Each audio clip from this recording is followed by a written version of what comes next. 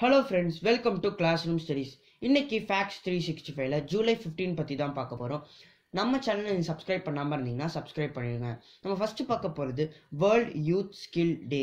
December 18 2014 அன்னைக்கு United nation general அசம்பிளிக்கு ஒரு suggestion இருந்துச்சு.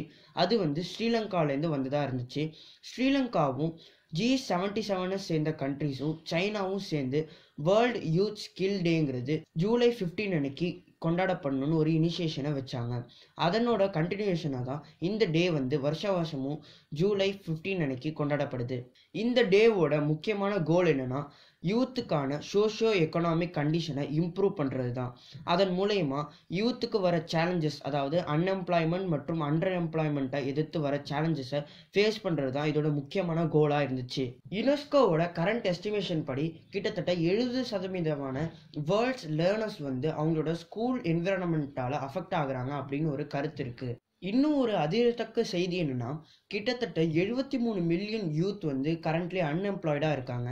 அதில் 40 மில்லியன் லேபர் மார்க்கெட்டில் வருஷமும் ஜாயின் பண்ணுறதா சொல்கிறாங்க. இவ்வளோ பெரிய ப்ராப்ளத்தை நம்ம ஃபேஸ் பண்ணுறதுக்கு கிட்டத்தட்ட 475 மில்லியன் நியூ ஜாப்ஸ் அடுத்த டெக்கேட்குள்ளே உருவாயிருந்தால் தான் இந்த அன்எம்ப்ளாய்மெண்ட்டை நம்ம போக்க முடியுங்கிறாங்க. இந்த வேர்ல்ட் யூத் ஸ்கில் டேவை மையமாக வச்சு இந்தியாவில் நேஷ்னல் ஸ்கில் டெவலப்மெண்ட் மிஷன், அப்படி இல்லைன்னா ஸ்கில் இந்தியா மிஷன் அப்படிங்கிற ஒரு விஷயத்த ஜூலை 15 அன்னைக்கு லான்ச் பண்ணாங்க. அடுத்ததான் நம்ம பார்க்க போகிறது ஒரு இம்பார்ட்டண்டான டிஸ்கவரி செஞ்சவரோட பர்த்டே தான். இவர் கேமிலோ கால்கி. இவர் 1898 ஜூலை 15 அன்னைக்கு பிறந்தாரு. இவர் தான் கால்கி அப்பரேட்டஸ் அப்படிங்கிற ஒரு செல் ஆர்கனலை கண்டுபிடிச்சவராக இருக்காரு. செல் டிஸ்கவரியில் இது ஒரு முக்கியமான விஷயமா அறியப்படுது. இந்த வீடியோவில் ஜூலை 15 பற்றி இம்பார்ட்டண்டான விஷயம் எல்லாத்தையும் நம்ம பார்த்தோம்.